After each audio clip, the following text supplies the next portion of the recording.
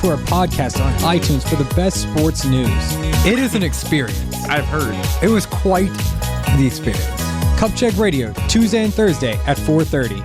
Can't wait. Yeah, no problem. Thank you for coming.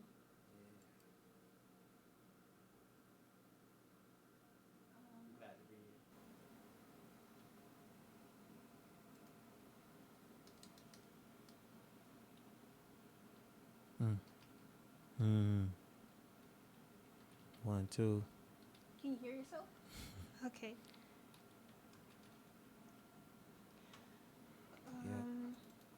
So good evening, ODU, and thank you for tuning in to the evening chat.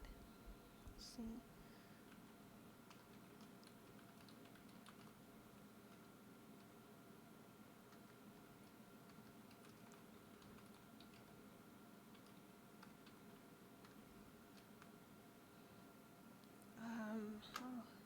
I hope everything is right. I'm still nervous with everything. You nervous? I've got to start here. So let me read his introduction. This next guest may be new to our show, but needs no introduction to Hampton Roads, as he has been making a big impact in the 757 and making a wave in other states such as Philadelphia and the ATL with his artistry and the positive message he's been sending. Without further ado, let's welcome our special guest, Mr. Isaac.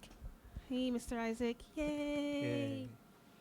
So that wasn't it. No, but man, you know what's so crazy? What? I'm gonna be on. Where am I at on the Reddit? So, That's you're me? there, and there's the camera. Jeez, do I have to be on that? I think no matter where you sit for the mic, you're still going to be on camera.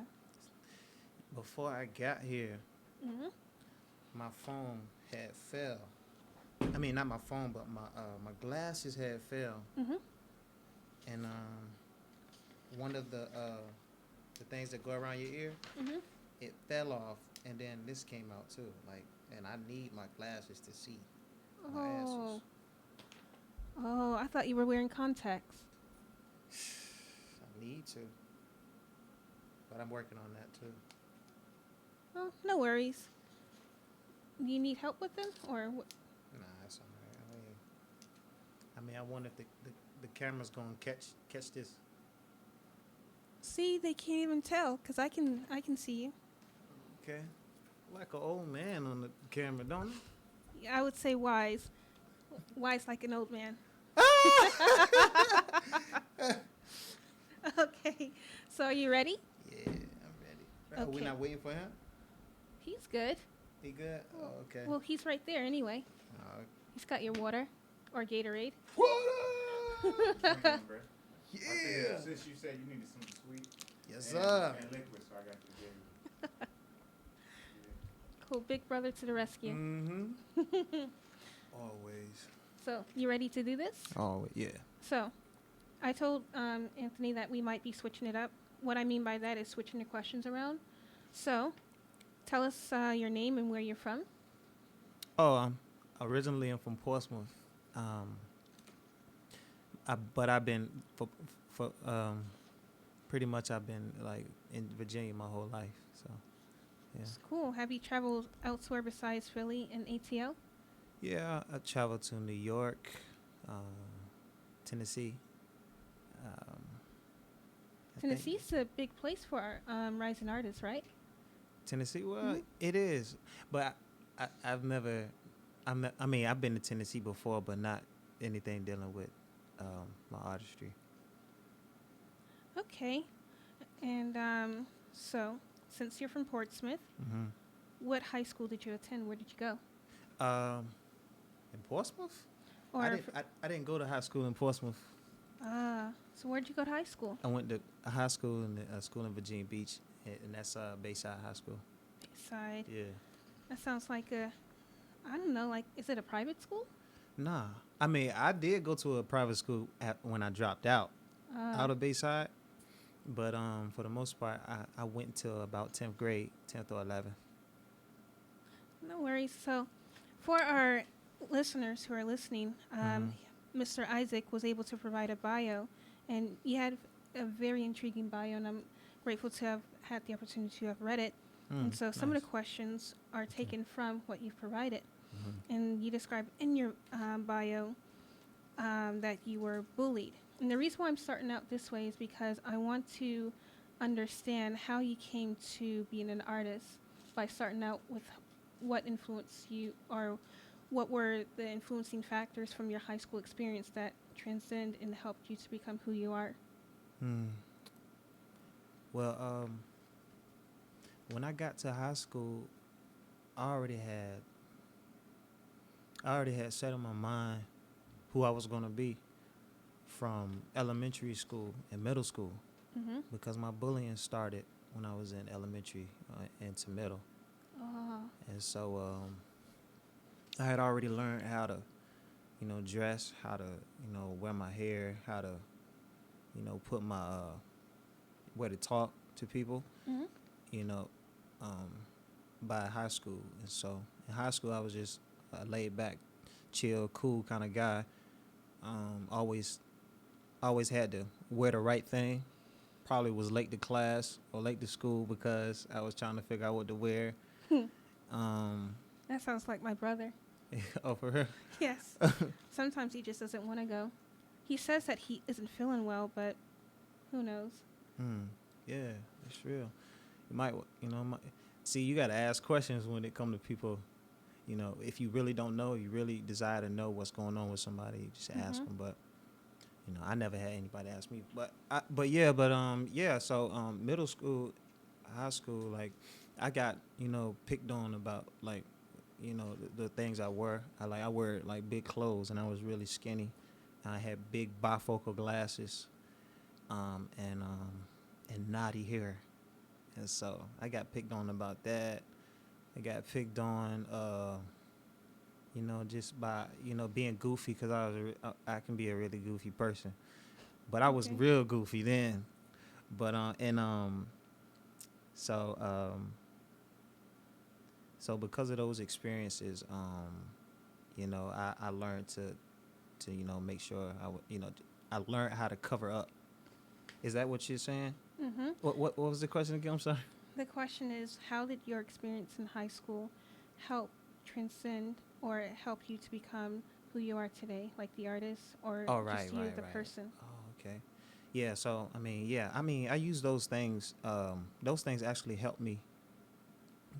Even though they hurt me, they still help me. Like as far as knowing what people like to see other people in, as far as the dress code, knowing how to just talk to people, Mm-hmm. and also,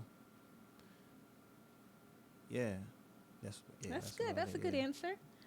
I think I can relate to you because I'm from North Carolina, and then I lived in Fayetteville. That's where I'm originally from. Mhm. And so when I was in middle school, excuse me, It's good. um, I moved from Fayetteville and went to New Bern, North Carolina. And so moving there to a little country school, West Craven, I got bullied and picked on because I didn't dress like the people, because I went to the schools in Fayetteville. They were going to where people had to wear uniforms. So most of everyone that attended public school in Fayetteville, and even private, they wore uniforms, and you knew which school people would go to by their uniform colors. Okay. So it wasn't a necessity to have the latest styles or name brand clothes. So when moving to a new area, I just wore the basics. I had clothes to wear, and I was grateful they kept me warm and covered. But it didn't matter so much to the kids that were there. They were there for fashion. And so they would always pick on me about my clothes. Why do I wear these clothes? And Yeah. then my hair, kind of like with you. Right. And then they're like, why do you talk that way? And they all talked, I don't know, they had a lot of slang. Yeah. And like I said, I did go to a private school when I was in Fayetteville, and then I went to public where they were still strict. And so you just, I guess when you move to a different area, you learn to adjust. And Yeah. Exactly. that's kind of That's real. in my class yesterday in conflict resolution, we were talking about the things that we're talking about now, about moving to a new school and being bullied and picked on. And then what I learned from it is that it's easy to judge a situation if you've never been in it. So listening to my classmates talking about how they would handle that situation and what they would do, it's like you can hear a different perspective if you were in that situation, because you know what it's like and how it feels. So therefore, you know how to judge a situation and what you think would be able to work, and what things people think of would be effective to change the situation. And so I think for me, it's helped me to understand and learn who I am, because you're not going to like everything that the crowd likes, because the crowd, they follow them just so they can be part of something. Exactly. And I think that's what an artist does. An artist finds who they are, and it's just an expression. Art is kind of like an outward expression of, yeah. That's real. So that's why I was asking you about your experiences from high school to see how that influenced you. Yeah. Oh yeah. That's what's up. That was cool. That So was now really you good. see Thank why you I for sharing switched that. Yeah. the questions around. Right. Because I want to know who you are and Right. what is it that you do that inspires you to help inspire others, because that's what Exactly, and that's why and that's why I do the music I do now. Like I do music to uplift, people. I feel like I know that there's other people who experience what I experience. Yes. And so because I know I'm not the only one. There's numerous amount of people from talking to people, but just knowing, that people experience getting picked on, but That's probably why they conform to the popular kids, Exactly. the group, so that they won't get picked on. Yep. And not really having like, not really getting open about how I feel, like not really, telling like my brothers or my mom, or my mom was a single parent, so she was probably the only one I feel comfortable talking to, but I just never knew how to verbalize myself to anybody on how to, about how I should feel about certain things, so. That's great, because that's one of the questions we had here, that you want to have your music to help inspire other people. What group of people are you looking to inspire, and what is your message? The group of people I'm looking to inspire, they're seeking, like, for, the youth, of course. Like, I want to inspire the youth, because the youth are always looking for, a role model or someone to look up to. And so I'm looking to inspire those people, of course, who are looking for a role model, because I know that, the way I carry myself, my experiences with the youth, like, they tend to, like, attract to me. And so I want to inspire them, and I also want to inspire people who are seeking for, like, a higher purpose in life, and they just don't know themselves, but they're onto something. You know what I mean? Yeah. Yeah. So they're kind of like on that journey, and you're just helping them to see this is a possibility of what you can become. Right. Okay. Nice. And so also in your bio, you talked about that you and your brothers formed a group called Brothers for Life. How did that work out? Oh, yeah. I mean, we started off, like, super young. I think I was, like, 8 or 9 when we first started, but... That young? If you start the trips, we used to take the jersey and have to sing. Sing all the time. Yeah, our dad used to come, like, our dad used to come and get us every summer. Like, my mom and dad split up before I even showed up to Earth. But, Okay. but, like, from the time I can remember, I know he used to come and get us, like, every other summer. And when he would have us singing songs like Temptations or Heartbeats, Five Heartbeats. Nah, that's like the Temptation, Earth, Earth, Wind, and Fire. Isley Brothers. Isley Brothers. How Okay. old are you to be singing these songs? How old was I? Yeah.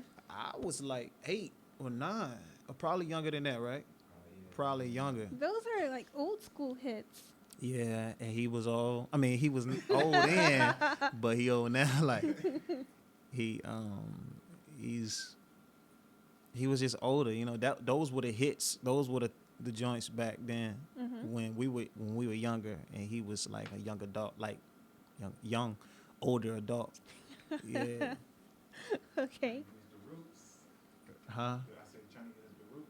Give us the roots, yeah, and it did its thing too. So he gave us the roots, and that gave us an idea. It gave us an idea of what groups look like, you know what I mean. And so Brothers for Life, you know, I think, you know, all of us, we used to sit in the house and watch BET all the time together. I believe, yeah, or maybe it was just me, I don't know, but we used to watch BET together and just see different groups like together. Boys to Men, 112, Jagged Edge, and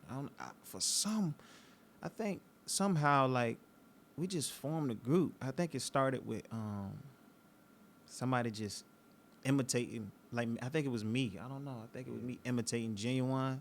Yeah. Oh yeah. He was like, oh yeah, yeah, yeah. You remember him singing that? He used to do that. And so I think we was just like, yo, we should try to sing something together. We'd be in the front room. We'd try to sing something together. Like, and then my brother Antonio, he wrote the music. I didn't know He wrote Antonio our could music. write. He wrote most of our music. Okay. And so I think I can't recollect everything, but I know that you know, Tony, we just came together and just started singing together, started making songs and stuff like that. But we were just beginners, so we didn't know how to harmonize and do all these other things, like as far as like going to get different shows or, you know, talking to people about performing places, until, you know, our mom got involved. Our mom was our manager, because she saw something in us. She was just like, yo, this could be something. My mom was like, she was about to, she's an opportunist. Yeah, she saw an opportunity. Yeah. You don't see this, bro. Right. And so she just she started managing us, and she's good at talking to people, and she talked to people. We met different people, and they helped us to grow as a group. That's good. Yeah, and we was just like Sony Music was one of the Serious? people that was one of the companies that wanted to see about us. I think we had some people come out, and I don't think we was mature enough at the time, and so I think we sung for them, and it was like, this is good. But I think that because my immaturity, because I had a lot to do with holding our group back, because I didn't want to do certain things that people thought, but my brothers thought that I was capable of doing, like whether it was notes or, yeah, basically singing. I think it just held us back, like we just not want. We all played our part. So as an Yeah, artist, it was a good time, man. It was a good time. I learned a lot. That's good. So now that you're your own person, you're your own artist, right? You have Right. your own solo career. Mm-hmm. What type of music do you listen to that influences you and inspires you? Today, Mm-hmm. well,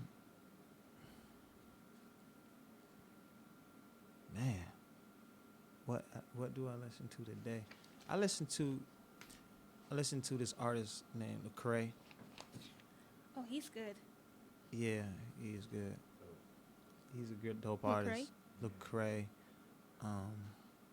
I dabble and dabble, man. Sometimes I may hear other people playing Amigos or Yeah. or Some of the music is dope.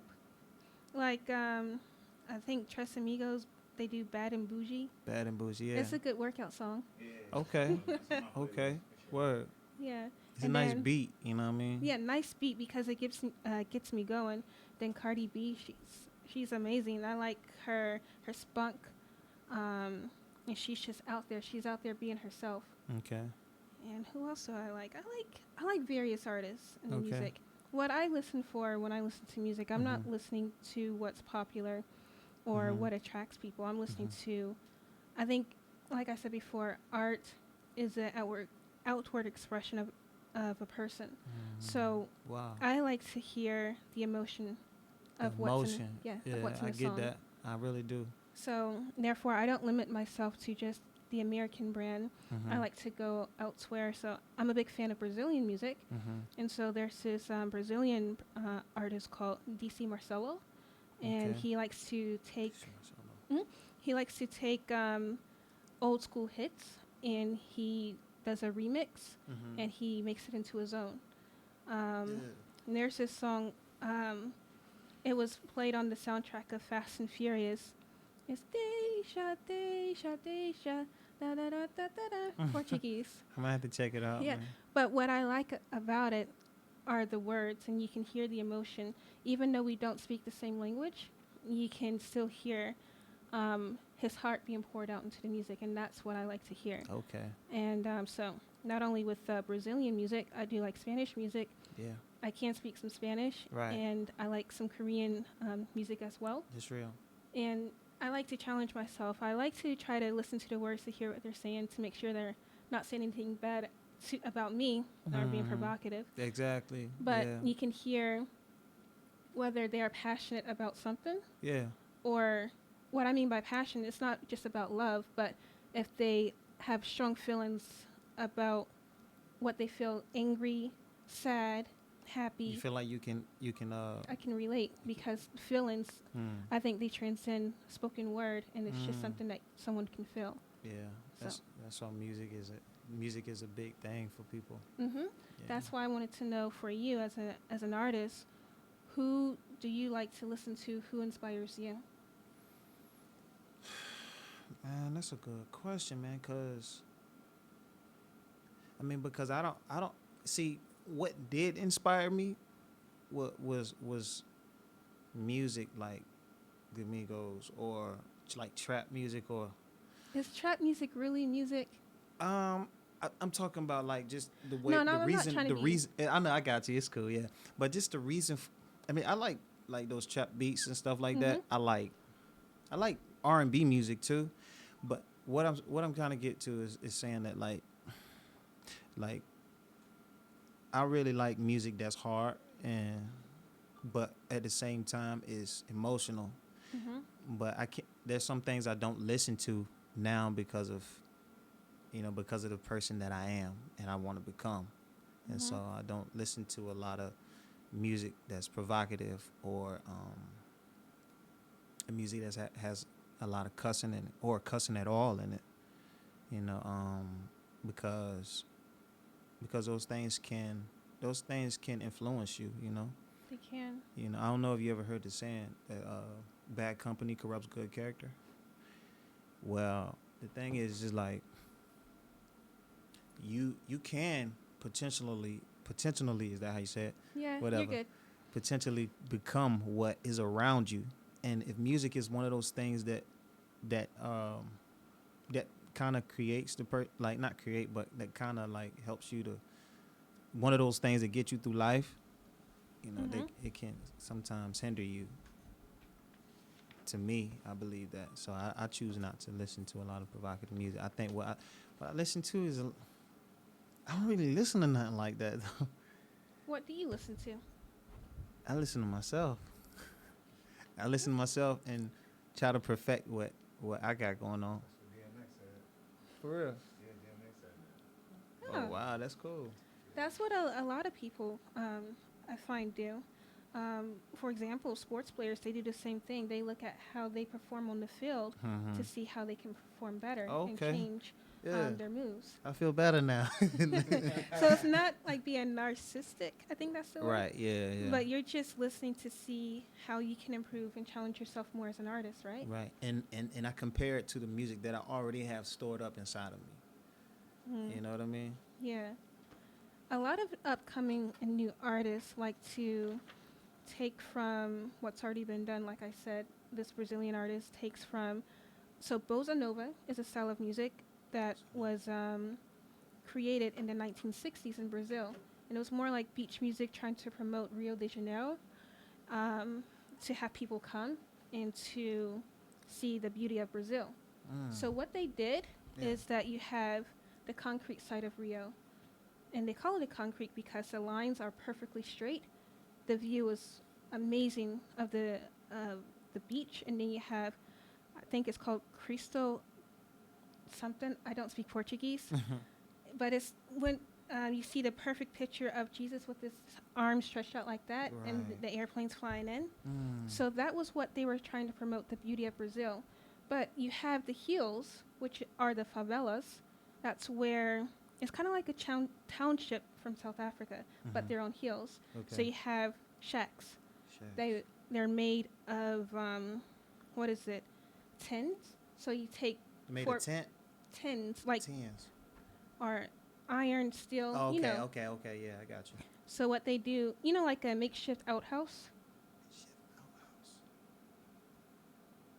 Oh yeah, makeshift outhouse. Yeah, so they just take and they made these on the side of the hills, or I'm pretty sure that they've used other materials, but the favelas are where the black people live, because during the 60s it was still a racial period all over the world, and the public wanted to see white people, and so you have the Brazilian music bossa nova, which took jazz from the U.S. Right. And they added a Latin flavor to it.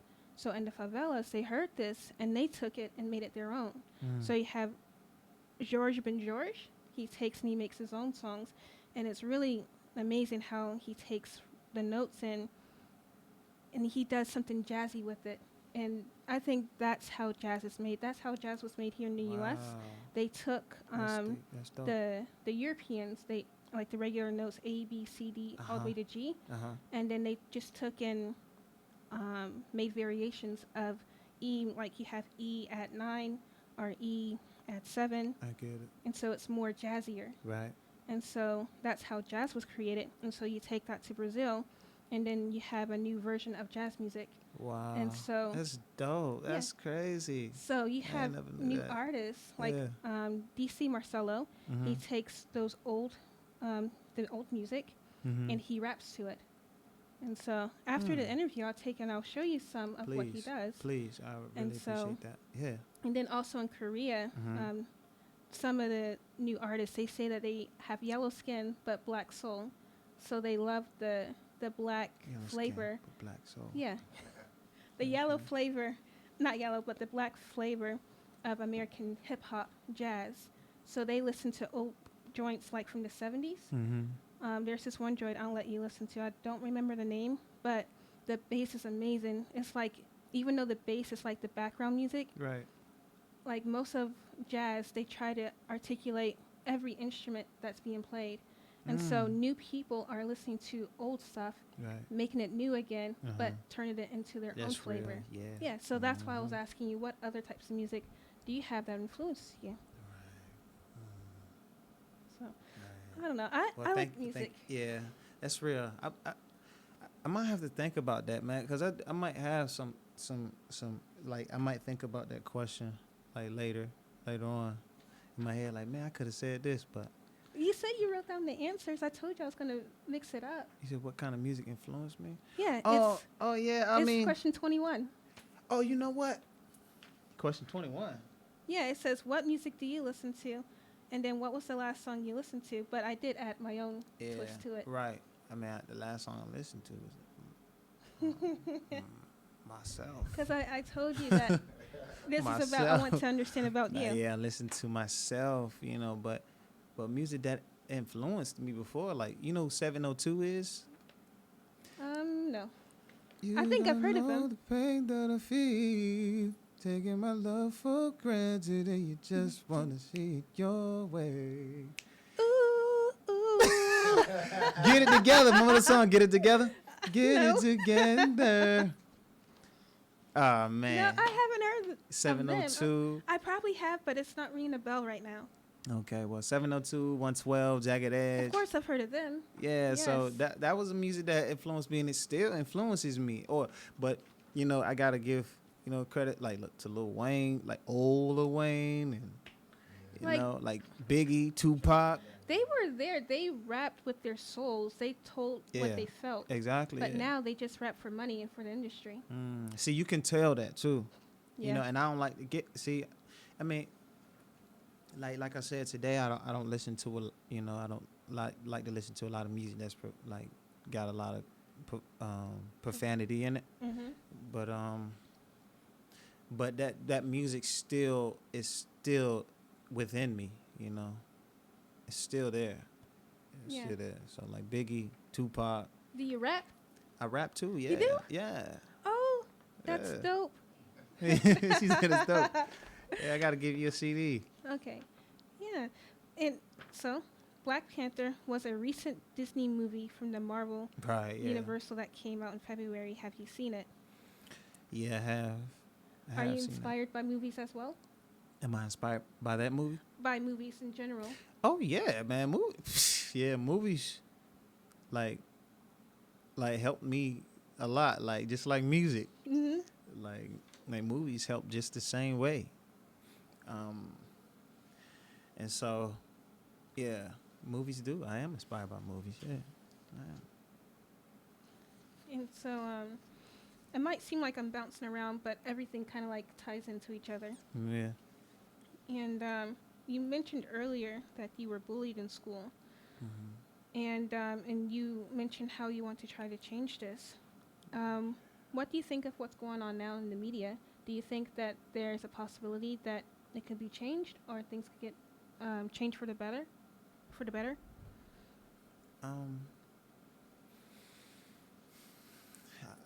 I believe it just depends on the individual. Mhm. I mean, things can get better, but for some, for who? You know what I mean? Like things can get better. Like, I mean, as far as character is involved, I mean, character is. What? I'm sorry. What I mean to say is like you got, it just, yeah, like I say, it just depends on the person, wants to better themselves. I think with what we talked about earlier, with what's going on in the news with the recent shootings, I think it goes back to what we discussed earlier about the bullying and what I've talked about in my class yesterday for conflict resolution. I think that the bullying, it goes back to the foundation of why a person do what they do. Like, why do you need to use another person as a step stool to make yourself feel better? Then therefore, I think that shows a lack of self-confidence in that person, that they have to use another person. So I think the issue not only starts at the school, but it starts at home. Exactly. With what's going on with that individual. So you don't know if they're being abused or what happened to them. For example, the Florida shooting, I believe that the guy, his parents died. Not all at His once. parents died? Yeah, I have to research that some more, but I believe that that's what happened. His parents died when he was young, either his mom or his dad, but one of his parents was still living. And so, and then later on, I think another, one of his other parents that were living died. Yeah. So basically, he had no one to go to. And when he would go to school, kids would pick on him, and he felt insignificant, so he just retaliated. So I think for me to answer this question, we would have to reevaluate what's going on in the schools. Exactly. And I don't think that we should arm teachers. Do you think we should arm teachers? Man, I mean, I say no. I say no for the kids' sake. Yeah, that's why I say no. But I just feel like that would just instill so much fear inside of the kids. Isn't that the point? To instill fear so that they'll respect authority? Well, sometimes you don't know what the parents are like too, because some parents may like, look, you need to take this gun to school because you need to protect yourself. You don't know those teachers, you know. That's true. You know, you don't know. You don't know if you're gonna have to protect yourself from them teachers. So it's like the Wild West again. Yeah, for real. That's what I think about. Like a lot of kids that are not, you know, like as fortunate Mm-hmm. as far as like where they live at.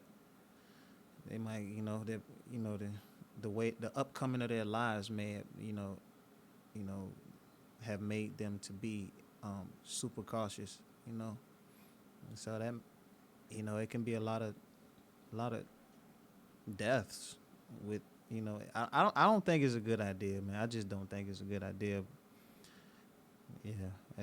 I think my main concern is just the kids, you know, just how they feel about it.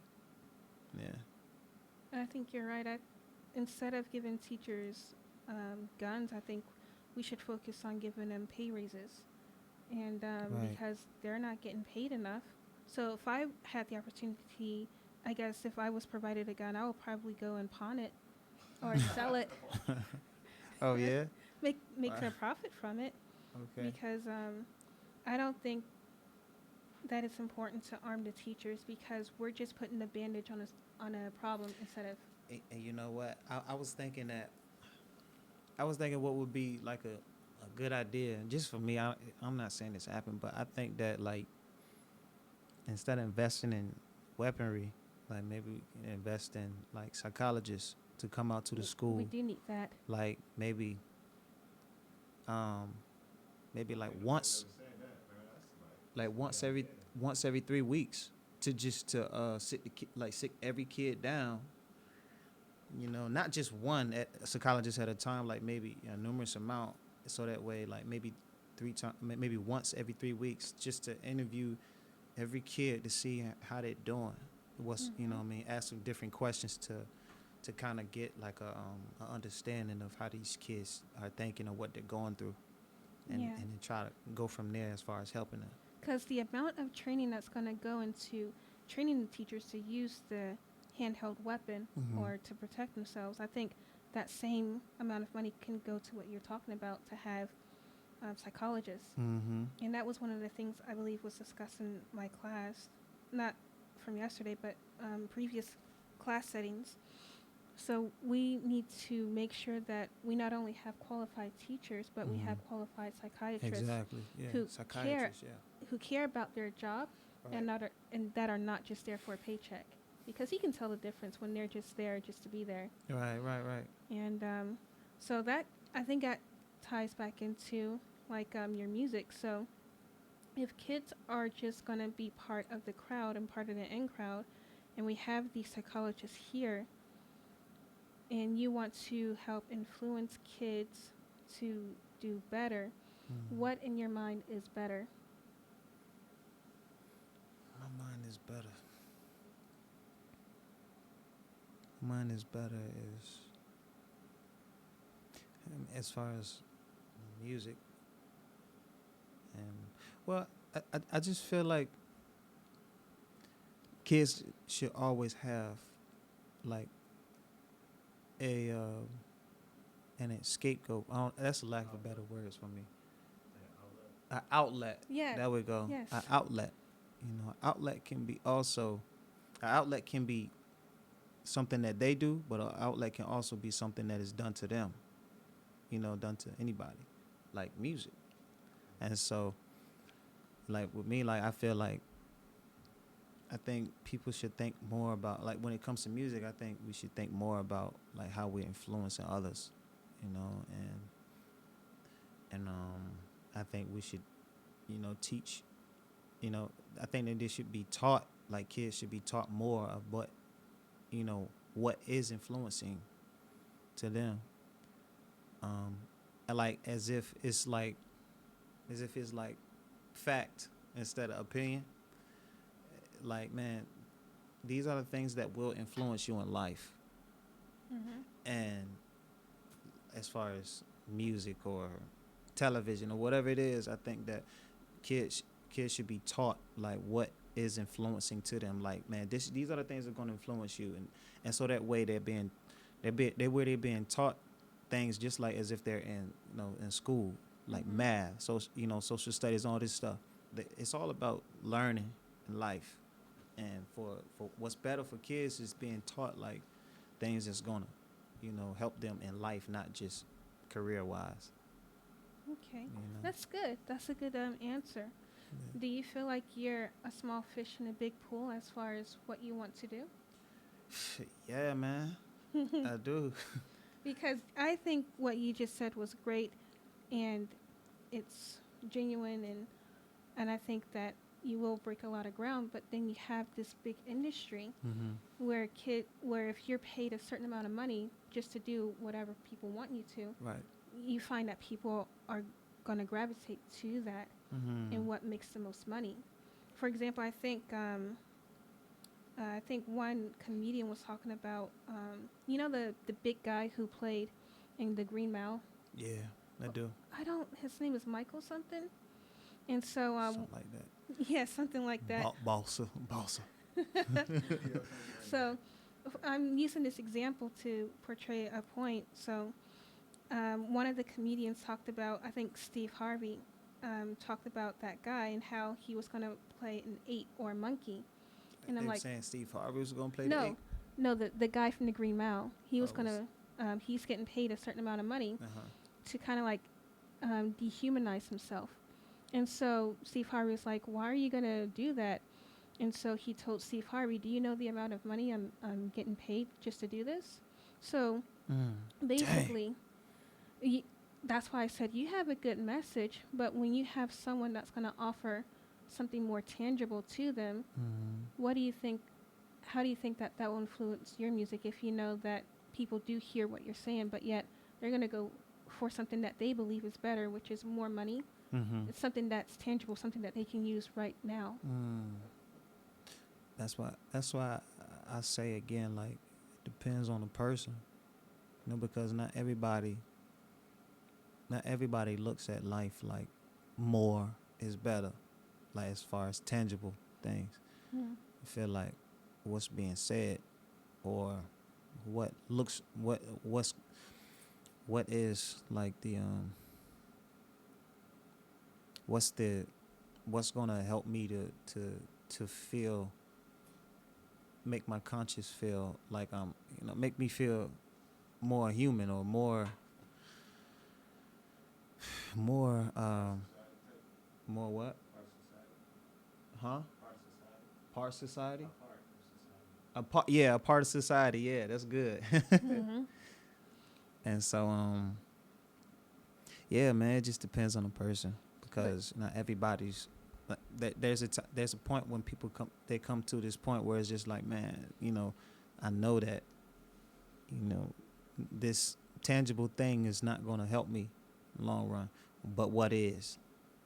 And so and I know that people say that to themselves, and that's why I do music. That's one of the reasons I do music, is because I do music for those people who say, like, what's going to help me to feel more a part of society, or more a part of, like, more, make them feel like they have a purpose in this life, rather than what can the world offer me. For you as an artist, you described Lil Wayne back when he was an upcoming artist and how he rapped with his heart and soul. If you had the opportunity like Lil Wayne, would you change your style of music just to gain more audience and more money? Would I do that? Yes. Back when I was like little, and I mean when I was like young, super young, I probably would have if I didn't know better. But now in my life, I would never do that, because I hear all the time, like, I know people who have made it in the industry, and they have money, and they feel empty, and they're not happy, So you mentioned it seems like music is what you value. Why do you find value in music? You say it's like an outlet.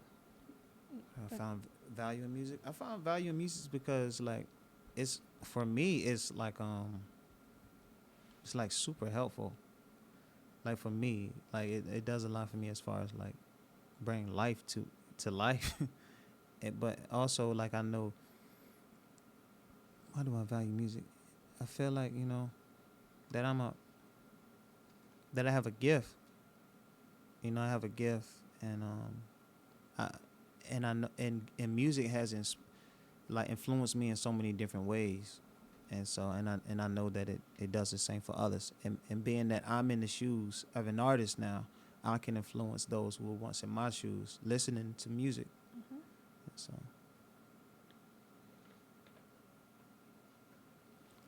So, again, when reading your bio, I thought it was great. And so, you mentioned in your bio you grew up as the youngest in a single-parent household with four brothers. At some point, as you were you influenced by them? You started to emulate each one of them: the cool one, the fighter, the smart one, and the ladies' man. Do you feel like this shaped whom you were early on in your life? If so, was it negative, positive, or both? Question 14.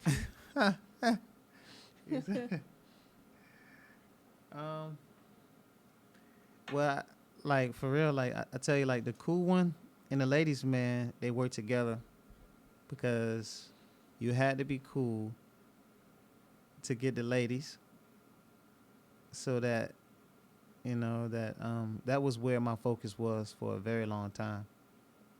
um and so like,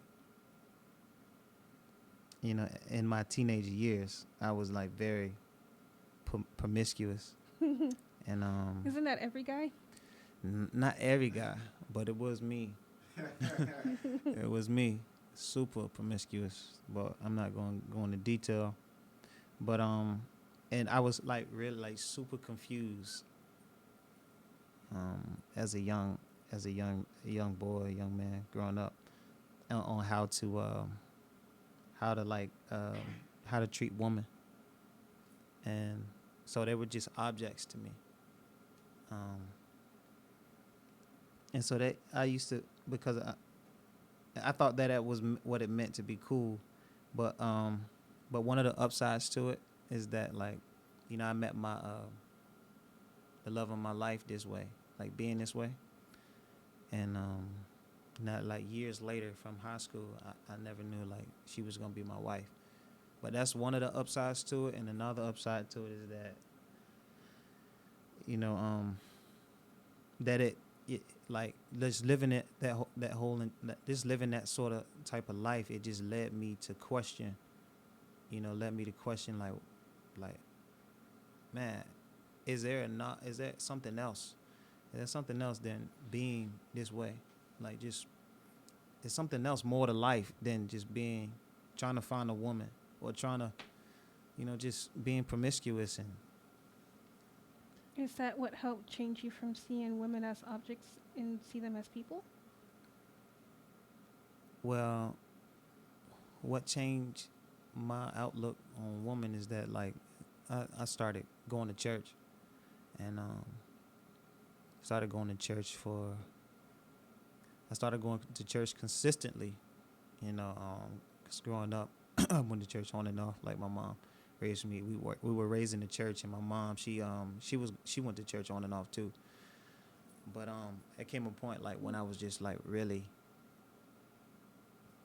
trying to figure out, like, what am I gonna do in my life, because I was getting older, and I had me and my wife now, which is she was my, one of the girls that I was promiscuous with back in the day. She, we had a kid together, and so I never was taught how to be a father. Never was taught how to be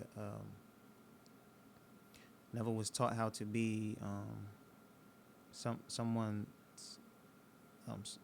man or anything like that. So now when I started going to church, I started learning different things,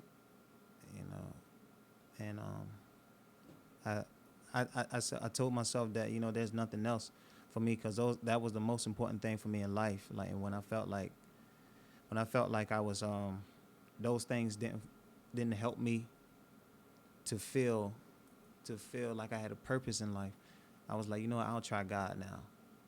And when I try God the right way, not just going to get something out of it, but honestly having a relationship, as they say, like really having that relationship with God. And Kind of like The Shack. The Have you- Shack. have you Yeah, I've seen The movie? Shack. That's Yeah. a good movie, So man. yeah, that's kind of like how it is, right? Right, yeah. So when I really gave, God the whole situation, like the Bible, all this stuff, when I gave it a chance and put myself into a holy, Yeah.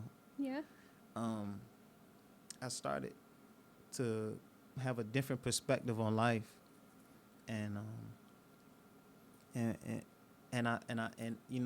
says in the Bible, that like if you you'll know that this is the truth if you like put your whole heart into it. Like you'll know that this is the truth if you have faith and you put all of these things into practice. It says you'll know it. And so I'm like, you know what, I'll do that. And